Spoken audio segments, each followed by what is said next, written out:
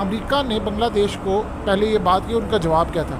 America ने कहा कि जो एहतजाज हो रहा है, स्टूडेंट्स निकले हुए हैं, आवाम निकली हुई है भाई, तो हम इस बात को कह रहे हैं कि किसी तरह के आप लोग और किसी मुल्क के अंदर कोई तुम्हारे सामने खड़ा हो जाता है, तुम उसका दौरा कर ले, उसको तुम जेलों में फेंक देते हो, हुकूमतें गिराते हो और हमें आकर लेक्चर दे रहे हो कि जो स्टूडेंट्स मार दिए, फलाना मार दिए। उस चक्कर के अंदर अब जो बड़ी तादाद है वो निकली हुई है सड़कों पर। वो कह रहे हैं कि हम मर जाएंगे लेकिन हमने वापस नहीं जाना। अगर ऐसी सूरत हाल पैदा हुआ पर खतरा ही हो रहा है कि एमरजेंसी लग सकती है। फौज को उन्होंने वैसे ही तलब किया हुआ है, वो लाइन ऑर्डर। अस्सलाम वालेकुम गाइस, क्या चल ठीक हो। Welcome back my YouTube channel Facebook page. आज की वीडियो है जी बांग्लादेश में स्टूडेंट जो है ना वो बहुत बड़ी तादाद में निकले हुए एहतजाज कर रहे हैं। नेट बंद हो गया है, सब कुछ बंद कर दिया उन्होंने, बहुत मुश्किल हो गई उधर। चैनल पे नहीं तो सब्सक्राइब कर दें, वीडियो को कर दें लाइक। चलते हैं वीडियो की तरफ।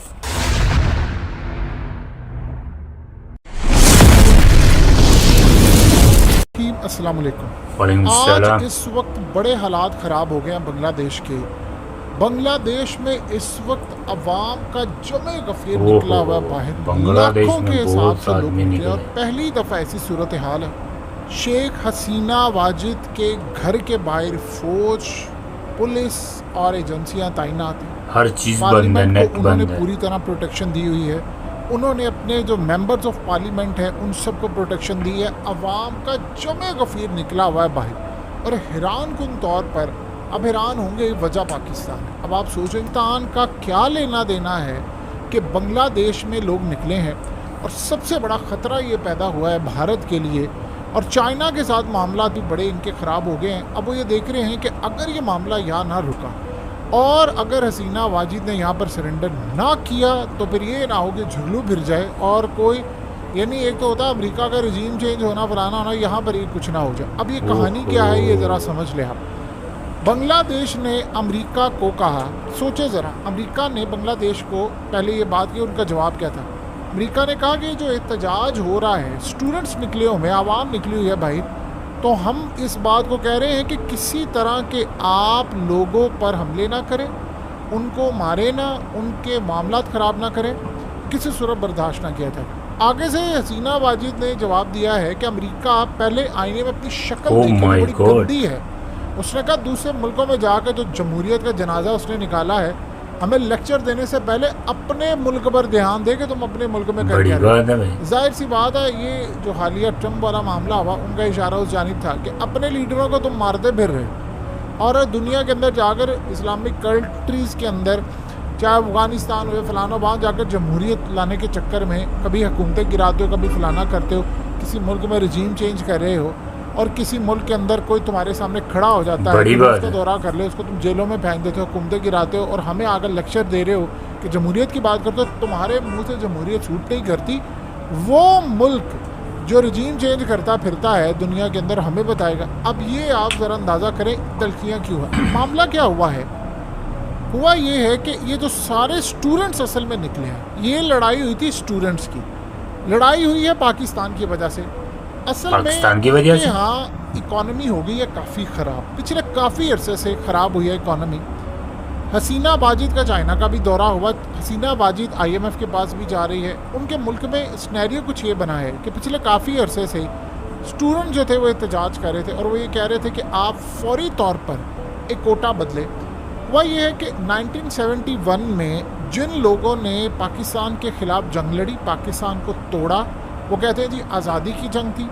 जो लोग पार्टिसिपेट करके गए थे, मारे गए या जिंदा बच गए, उन तमाम लोगों और उनके घर वालों, उनके पोतियों, पड़पोतियों, पोते, यानी उनकी जो अगली नस्लें हैं, जब तक बांग्लादेश कायम रहेगा, एक शेख मुजीबुर रहमान और इन तमाम सब ने एक चीज़ कायम ये कर दी थी, जब तक बांग्लादेश कायम रहेगा 50% जॉब्स का कोटा उन लोगों को मिलेगा जिन्होंने पाकिस्तान के ख़िलाफ़ जंग लड़ी थी, हमें आज़ाद करवाया था, पाकिस्तान की पूरी तरह सड़कों पर आए थे, अपनी जानें दी थी। बाकी इतने लोग कहाँ जाएंगे भाई, करोड़ों लोग हैं वो कहाँ जाएंगे। उन लोगों के घर वालों को जब तक बांग्लादेश है नस्ल दर नस्ल नस्ल दर नस्ल नस्ल दर नस्ल उनको जॉब्स मिलती रहेंगी। यानी उसमें कोई मेरिट नहीं देखा जाएगा कि कोई काबिल है नहीं है, यानी वो एक रैंडमली तो एक चीज़ें होती है ना। ऐसा नहीं है कि अब इंजीनियर की जगह यानी वो कोई और आ जाए। यानी अगर इंजीनियर आना है तो उन ख़ानदान को पहले देखा जाएगा जिन्होंने पाकिस्तान को तोड़ा, पाकिस्तान से आज़ादी हासिल की, वहाँ पर चाहे जितने उनकी फोर्सेस का साथ दिया, चाहे उसमें फ़ौज के लोग हैं, चाहे उनकी पुलिस के लोग हैं, आम सिविलियन है, कोई भी है, फ़र्क नहीं पड़ता। जिन लोगों ने कहा जी जिन्होंने हमें आज़ादी दिलवाई है, हमने उनको अवार्ड दिया है और हम दुनिया को ये बताना चाहते हैं कि हम कितनी नफ़रत करते हैं और हमारे साथ जुल्म कितना हुआ है और हमने क्या काम किया, हम उनको रहती दुनिया तक नवाजते रहेंगे ताकि कल को ऐसी सूरत हाल पैदा हो तो हमारे साथ ये मामला रहे। अब असल में ये जो लॉ है, ये जो कानून है, इसको भारत पूरी तरह सपोर्ट करता है। जाहिर सी बात है, इससे क्या होता है, इससे एक तासुर ये जाता है कि देखो जो पाकिस्तान के ख़िलाफ़ है उसको जॉब्स भी मिल रही हैं, उसको कोटा भी मिल रहा है, उनकी नस्लें वो कहते हैं, फिर वो असल में याद दिलाते हैं कि देखो हमारे बड़ों ने कुर्बानियाँ दी थी, जानें अपनी गंवाई थी, तो हम पैदा मिसाल के तौर पर उन फैमिलीज़ में कोई बच्चा भी पैदा हो गया, नौकरी मिली। अब ये स्टूडेंट्स क्या कह रहे हैं, वो कहते हैं ये क्या तमाशा है। सही बात। यानी आप 1971 से आपने पाकिस्तान से आज़ादी ले ली है, ठीक है, आपने अपनी इकॉनमी बेहतर कर लिया, आप बहुत पाकिस्तान से आगे निकल गए हैं बहुत सारी चीज़ों में, आपके पास फॉरेन रिजर्व है, फलाना है। उस चक्कर में हसीना बाजी ने काम ये किया कि उसने अपने मुखालफों के ऊपर क्रैकडाउन, ये चीज़ें आप सबको पता है। अवाम अब सड़कों पर निकल आई है, इकॉनमी की हालत उनकी ख़राब, वो कह रहे हैं जी कोटा सिस्टम ख़त्म करें। ये क्या तमाशा है कि जी पाकिस्तान से जिसने आज़ादी दिलवाई है आप उसको नवाजते फिर रहे हैं, हम ये बर्दाश्त नहीं करेंगे। अब वो सारे लोग सड़कों पर निकले, इन्होंने कई बंदे मार दिए वहाँ पर, ज़ख्मी तो बड़ी तादाद के अंदर, स्टूडेंट्स मार दिए, फलाना मार दिए। उस चक्कर के अंदर अब जो बड़ी तादाद है वो निकली हुई है सड़कों पर, वो कह रहे हैं कि हम मर जाएंगे लेकिन हमने वापस नहीं जाना। अगर ऐसी सूरत हाल पैदा हुआ पर खतरा ही हो रहा है कि एमरजेंसी लग सकती है। फ़ौज को उन्होंने वैसे ही तलब किया हुआ है, वो लाइन ऑर्डर के लिए पहले पुलिस से करें, रेंजर से निपट रहे हैं, फिर फ़ौज को उन्होंने रखा हुआ है, कमांडोज उनके एक्टिव हैं और पूरी तरह हसीना वाजिद के यानी घर के बाहर से हर जगह पर हर जो वहाँ का मेंबर ऑफ पार्लियामेंट है उसके लिए। अब मसला यहाँ पर ये है कि जो हालिया इलेक्शन हुआ है उसमें 300 सीटों में से 224 के करीब जीती हैं हसीना वाजिद, यानी आप समझें 76% के करीब सीटें जीती हैं। और पिछले इलेक्शन में 2018 में जीती थी इन्होंने अपने इत्तेहादियों समेत 288 300 में से, तो लैंडस्लाइड विक्ट्री है, यानी आपको कोई ज़रूरत ही नहीं है कि दूसरा कोई मामला।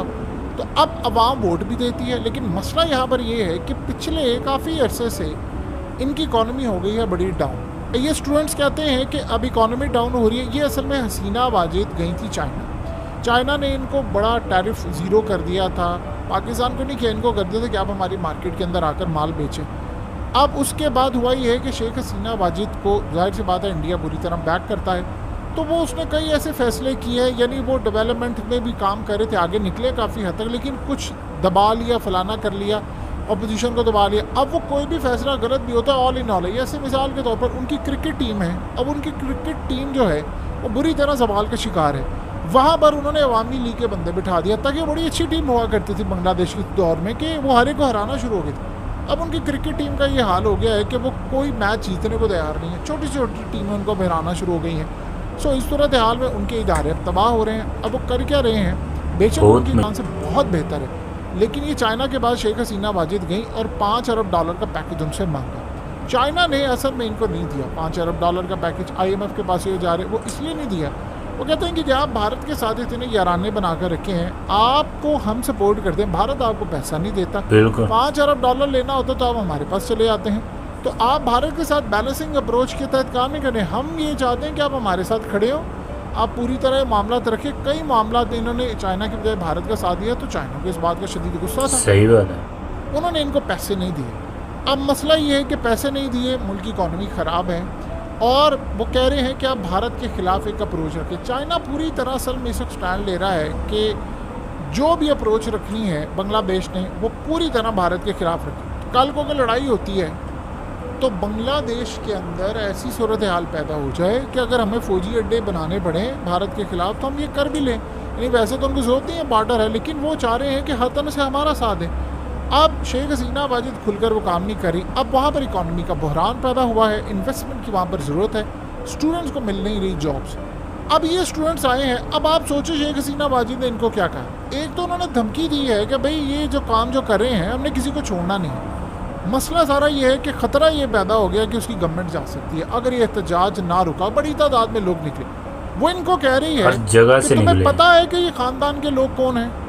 अगर ये ना होते तो तुम आज भी पाकिस्तान के हाथों जलील हो रहे होते। अब ये शेख हसीना वाजिद और उनके लोग क्या कहते हैं इनको, वाकई से जवाब ये पेश कर रहे हैं कि तुम्हें पता है कि कितनी कुर्बानी देकर हमने बांग्लादेश हासिल किया है, क्या लड़ाई हमने लड़ी है, कितनी हमने जानें गंवाई हैं, लाखों के हिसाब से लोग मारे गए हैं। जिनको तुम कह रहे हो कि उनको कोटा दे रहे हो, फलाना दे रहे हो, अगर ये ना होते तो आज भी तुम यहाँ आज़ाद नहीं पिस रहे होते, मर रहे होते।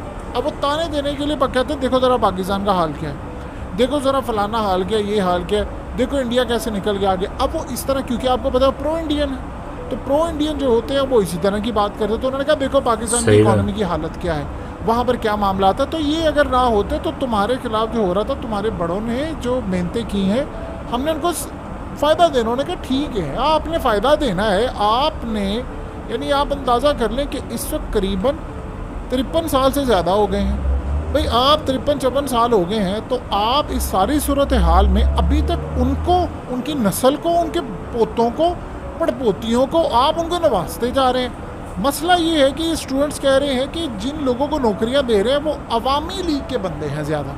वो कहते हैं कि अवामी लीग का मसला ये है कि जिसको नौकरी मिलती है, अब ये किस तरह जीते हैं। देखिए एक बात समझ लें, बांग्लादेश की 50% जो आबादी है उसको जाहिर सी बात है नौकरी कोटे के अंदर मिल रही है और वो अवामी लीग के हैं। तो आप बताइए वो क्यों नहीं देंगे वोट। उनको पता है कि गवर्नमेंट कोई और आ जाएगी तो ये तो हमें फारिग कर देंगे। तो स्टूडेंट्स वहाँ पर निकले, वो कह रहे हैं यार हम मेहनतें करें, हम मेहनत करें, हमें मेहनत करने की बजाय आप उनको नाहलों को जाकर दे दें।